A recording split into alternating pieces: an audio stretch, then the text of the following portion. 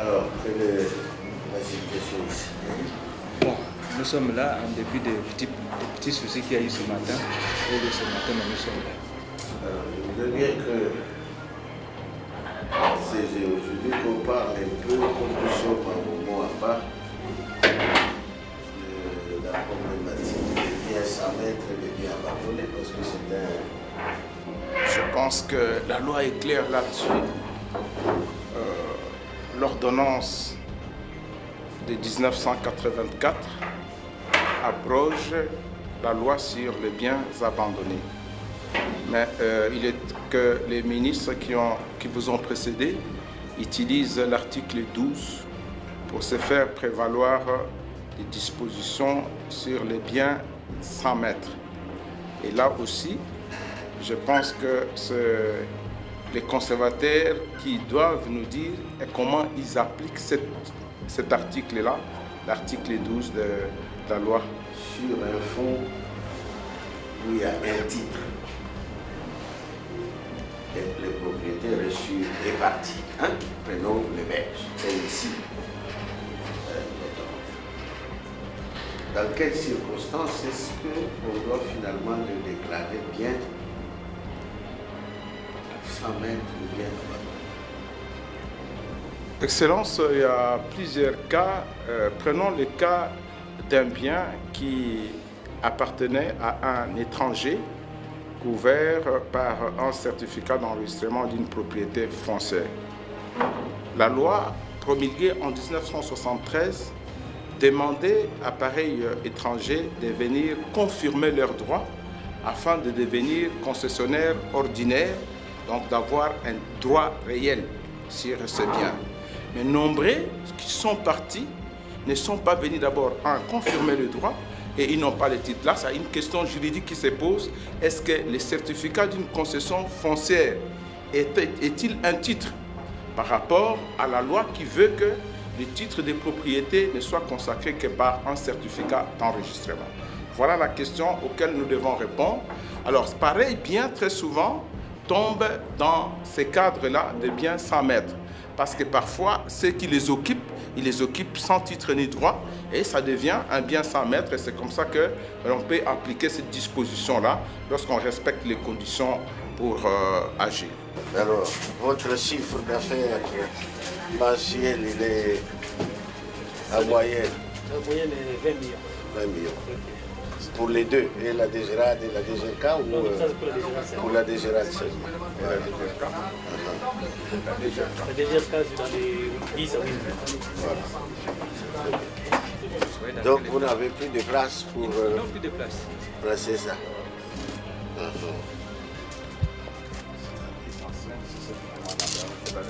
Ce sont les femmes Oui. qui ont été formées à Lukunda, qu'on a dans tous les bureaux d'archives Voilà. pour former les autres. Donc, ce sont des formateurs. Parce qu'elles sont plus méticuleuses aussi pour garder les documents, n'est-ce pas? Félicitations.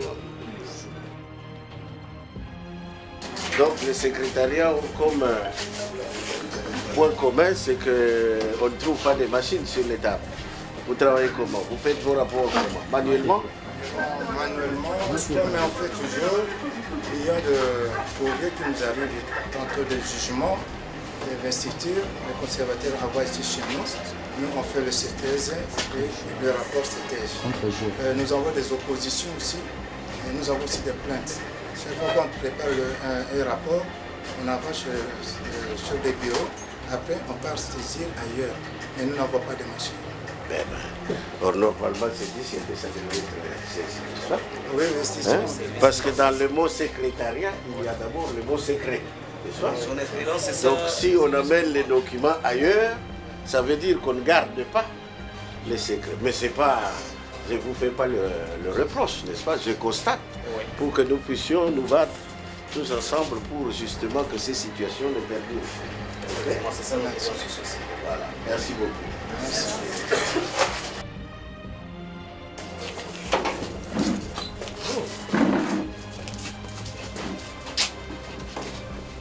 C'est dommage.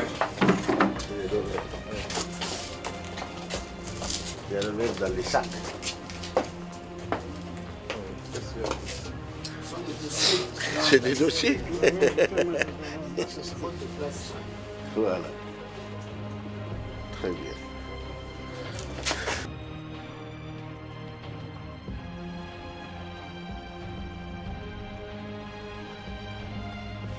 Quelles sont les grandes problématiques du cadastre au Moamba, particulièrement Limete? À Limete, le plus grand problème que nous connaissons, c'est la gestion des archives de la documentation.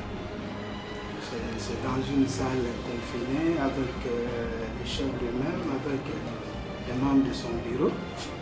La plus grande difficulté. Nous nous sommes dit, si on pouvait déplacer les NACTI d'ici, nous pouvons récupérer la grande salle des techniciens, élargir ça. Et puis les techniciens peuvent occuper le travail ici, chercher un peu à éparpiller les chefs de bureau aussi qui sont confinés, puisqu'il y a 3 chefs de bureau qui sont dans un même local, notamment le chef de bureau personnel, le chef de bureau technique ainsi que le chef de bureau fiscal. Ils sont confinés dans des locales. En principe, si en septembre ils peuvent aller à la 10e rue, en ce moment-là, effectivement, les salles ici seront libérées. Donc, on va essayer de bousculer Mugango pour que ça aille assez vite, n'est-ce pas? Voilà.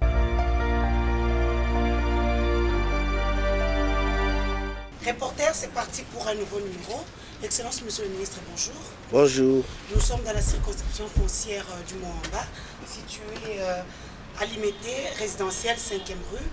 C'est vrai que toutes les circonscriptions sont presque les mêmes problèmes, mais le cas le plus frappant ici est celui qu'on dit des biens abandonnés et sans maître. C'est quoi ce phénomène en fait? En principe, toute chose qui existe ou qui a été créée, l'a été par quelqu'un.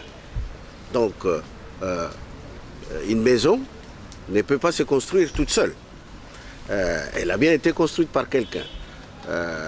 Une parcelle ou un lopin de terre ne peut pas se mettre en valeur lui-même. Il doit avoir été mis en valeur par quelqu'un. C'est vrai que Limete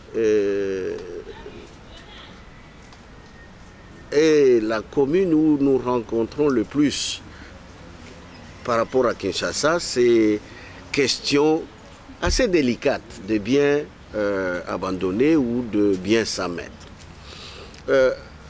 Bien abandonné, ça veut dire que le propriétaire d'un bien, pour diverses raisons, n'a plus été en train de pouvoir, comment je vais dire, utiliser son bien, le mettre en valeur, le gérer. Par exemple, lorsque nous avons eu l'indépendance en 1960, avec les troubles qui ont suivi l'indépendance, beaucoup d'expatriés sont repartis chez eux, n'est-ce pas?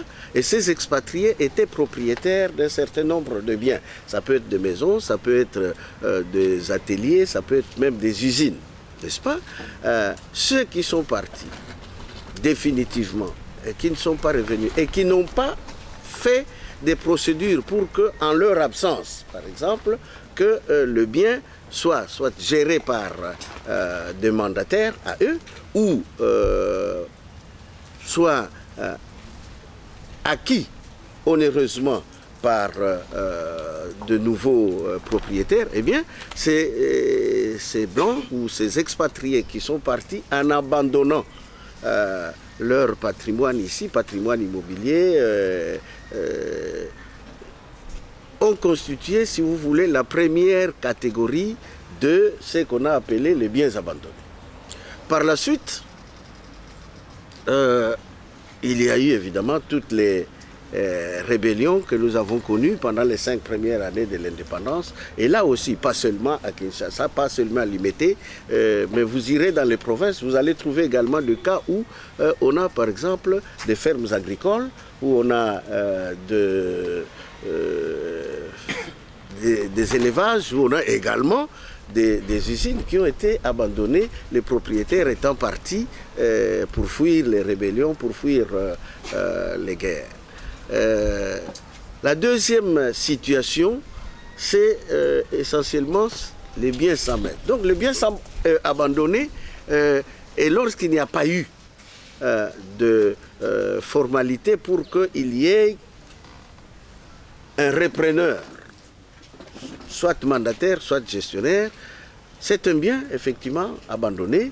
Et parfois, il y a bien un titre de propriété, n'est-ce pas, sur ces biens-là, qui a existé pendant que son propriétaire l'utilisait, le gérait, et ainsi de suite. Mais ce titre de propriété a été rendu caduc, par exemple, à partir de la loi foncière de 1973, n'est-ce pas? Donc ceux qui avaient par exemple des certificats de concession foncière devaient pouvoir les convertir en certificat d'enregistrement et non pas continuer de garder ça. S'ils ne l'ont pas fait, la période qui était prévue pour assurer cette conversion-là, les titres étant devenus caducs, donc les biens abandonnés devenaient également un bien sans titre, n'est-ce pas? Ensuite, nous avons eu également bien sans abandonner, bien sans titre, donc bien sans maître, parce que le maître, c'est-à-dire le propriétaire, c'est celui qui détient un titre de propriété. Dès lors que sur un bien, le titre qui était valide avant 1973 a été rendu caduc par la loi foncière et qu'il n'y a pas eu la conversion, le bien est devenu un bien non seulement abandonné, mais sans titre et donc sans maître, n'est-ce pas? Alors, ces biens-là, la loi, en principe, la loi prévoit qu'ils deviennent des biens de l'État. N'est-ce pas? Normalement, donc, nos circonscriptions foncières, ici à Limété, comme à l'intérieur du pays et partout où on a ces cas-là, normalement, on aurait dû procéder à de reprises de ces biens dans le domaine privé de l'État, n'est-ce pas? Ça a été fait, notamment par certains de mes prédécesseurs. J'ai trouvé différents arrêtés qui ont été signés déclarant tel bien, tel autre bien comme bien sans maître ou bien abandonné et repris dans le domaine privé de l'État et puis finalement réattribué à de nouveaux acquéreurs.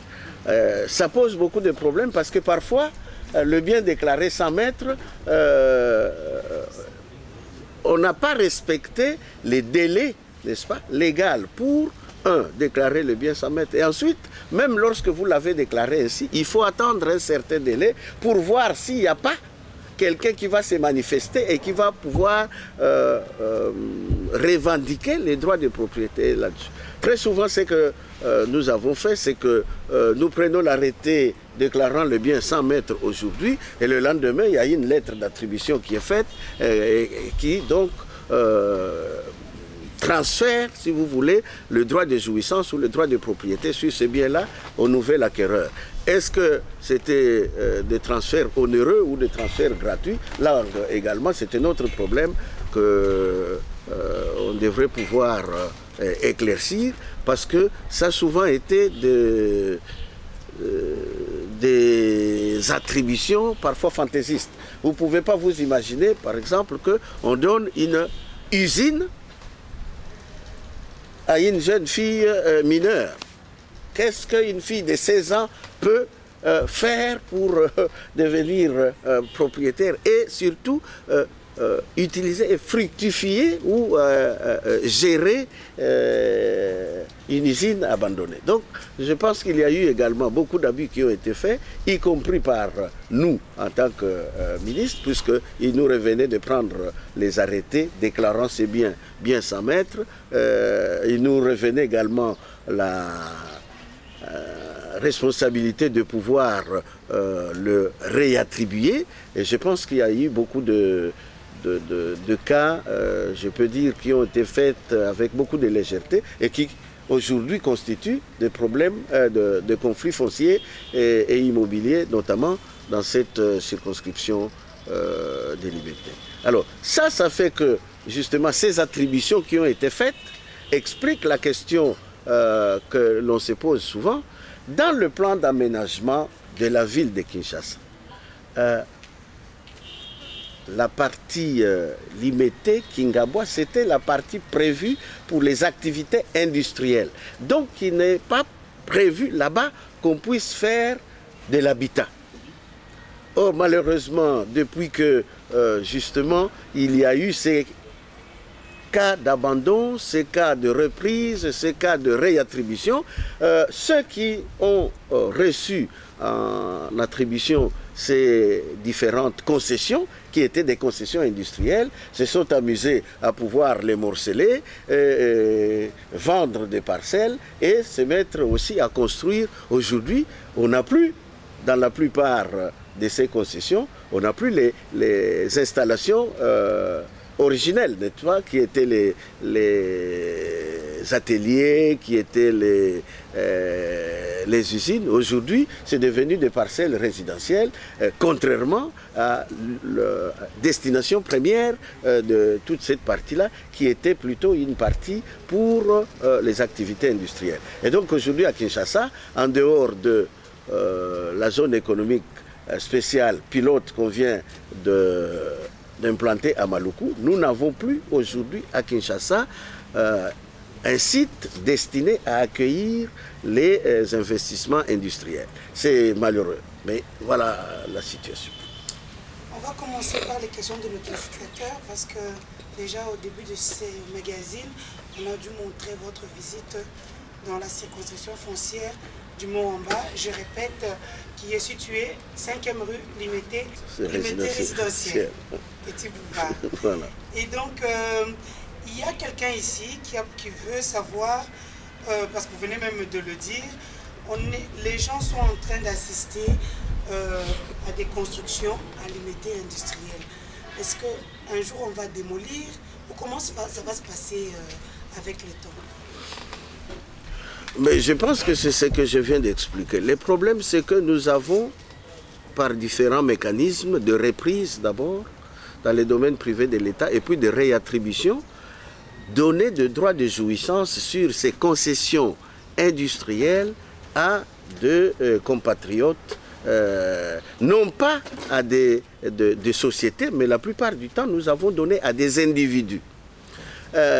Qui ne sont pas entrepreneurs pour qu'ils puissent se dire, bon, j'ai reçu ici une concession industrielle, il y a des ateliers avec des machines qui sont là, comment je vais faire pour reprendre l'activité? Au contraire, tout ce qu'ils ont fait, c'est de bazarder le tout, enlever tout ce qui est installation, disons, industrielle, pour finalement récupérer simplement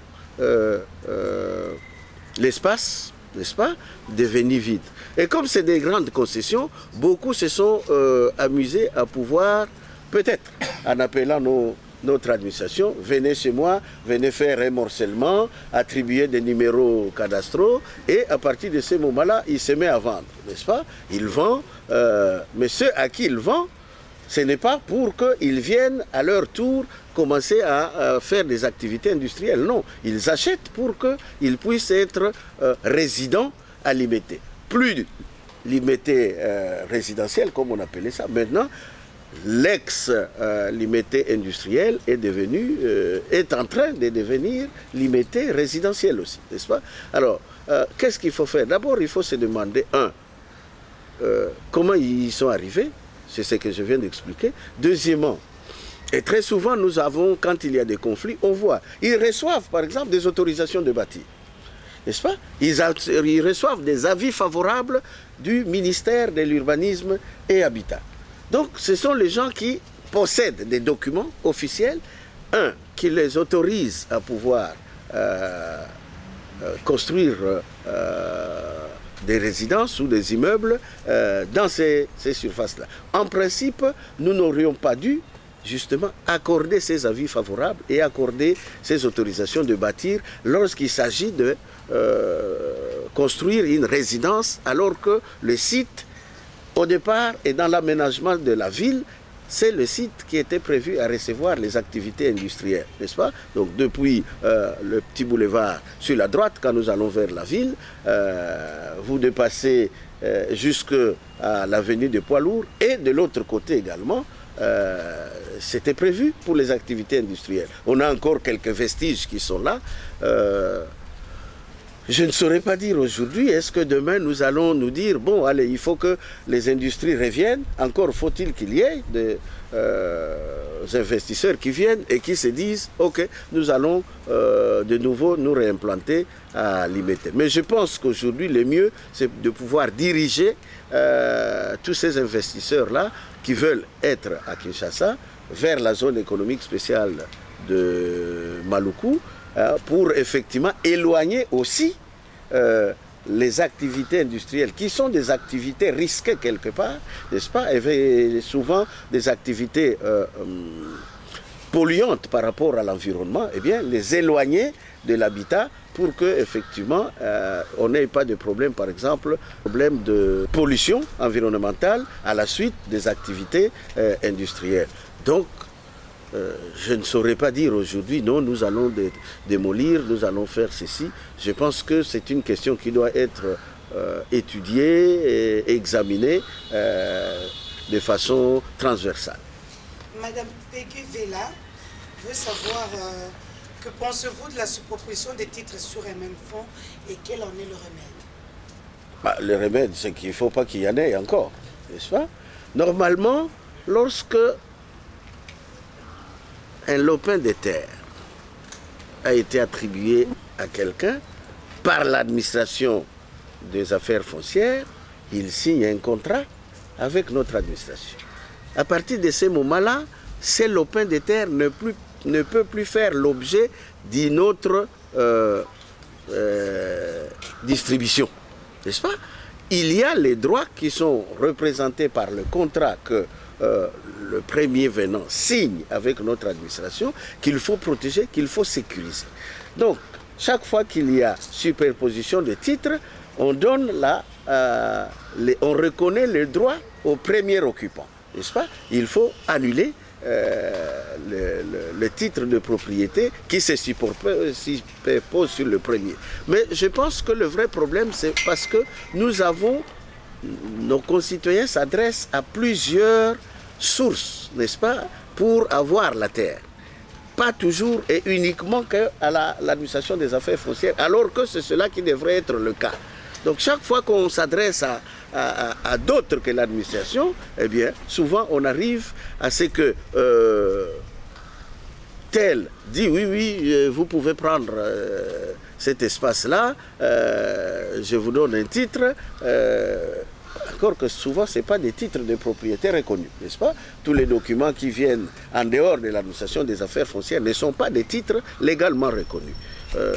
Il arrive aussi effectivement que notre propre administration tombe dans l'erreur ou reçoit des informations erronées et donc peut délivrer un titre sur un terrain qui en possède déjà un. Là aussi, c'est un peu ce que nous disons par rapport aux archives. Voyez comment sont nos archives, n'est-ce pas? C'est difficile de pouvoir, au moment où vous recevez un dossier, directement consulter les archives. Encore que, telles qu'elles sont conservées là, il peut arriver que des gens mal intentionnés retirent des documents et donc trompent la vigilance de notre administration pour que finalement, sur un même terrain, on délivre deux titres, mais comme je l'ai dit, chaque fois qu'on se rend compte de cela, en principe, sauf si le premier titre a été délivré dans des conditions irrégulières, en principe, on reconnaît le droit de jouissance au premier venu. Excellence, il y a un téléspectateur qui a écrit en anonymat, ils habitent des parcelles enclavées à cause des érosions, alors il leur est difficile de sortir de chez eux, d'être connectés à la régie des eaux. Qu'en pensez-vous? C'est tout ce que nous faisons tous les jours. C'est de dire que tous les sites ne sont pas des sites où on peut aller construire des maisons d'habitation. La preuve, c'est celle-là. parce que vous êtes allé construire sur ce que nous appelons des sites non édificants. Par exemple, sur des pentes, sur des collines, sur des versants.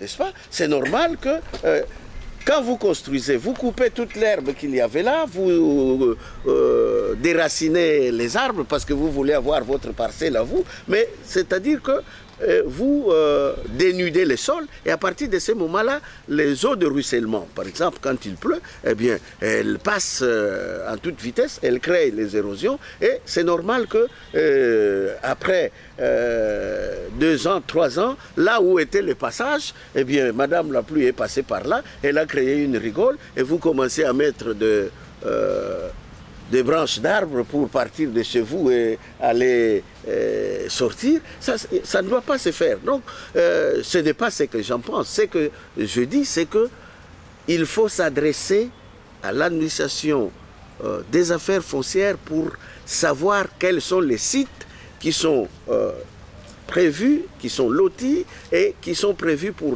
recevoir l'habitat. Chaque fois que on prend la décision seul, en regardant là, ah là-bas, il n'y a pas de maison, moi je peux y aller, les conséquences sont celles-là. Et donc quand on démolit, c'est justement pour éviter ce genre de situation. Aujourd'hui, notre concitoyen parle simplement de la difficulté de sortir. Demain, ce sera plutôt la maison qui est menacée, n'est-ce pas? Et donc s'il ne prend garde une nuit pendant qu'il est là et qu'il pleut fortement, éboulement de sol, mais ce sera des morts que nous allons compter. Donc quand on dit n'allez pas construire n'importe où, adressez-vous à l'administration des affaires foncières pour savoir quels sont les sites sur lesquels vous pouvez effectivement bénéficier d'une parcelle pour construire. Lorsque nous disons nous devons pouvoir procéder à la démolition des constructions anarchiques, ce n'est pas par méchanceté, c'est pour sauver nos concitoyens de risques mortels, n'est-ce pas, qu'ils encourent parce que justement ils sont allés s'installer sur des sites qui ne sont pas prévus pour recevoir l'habitat. Monsieur Guy Tchibola de Pointe-Noire, déjà vous félicite, il suit souvent ce magazine, mais il veut savoir s'il y a un site internet où ils peuvent avoir toutes les informations du ministère des Affaires foncières. Oui, il y a un site internet, mais vous savez, nos amis les informaticiens, ils sont en train encore de retravailler dessus parce que je crois que quand ils ont fait les essais, il y a eu quelques problèmes. Nous allons avoir le site du ministère, mais il y aura également un site par rapport à la Commission nationale de la réforme foncière. Donc on aura, pour notre ami Tchibola, merci de nous suivre à partir de Pointe-Noire. Ça montre que c'est intéressant, je crois, de savoir quels sont les problèmes qui se posent et quelles sont les solutions que nous essayons d'apporter. Donc je pense que d'ici peu, on va effectivement remettre en activité les sites du ministère et également on va lancer celui de la Commission nationale de la réforme foncière. Donc on aura le choix pour consulter, même pas les choix, on n'aura qu'à consulter les deux. Et je crois que dans les prochaines émissions, lorsque les sites auront été à la fois relancés et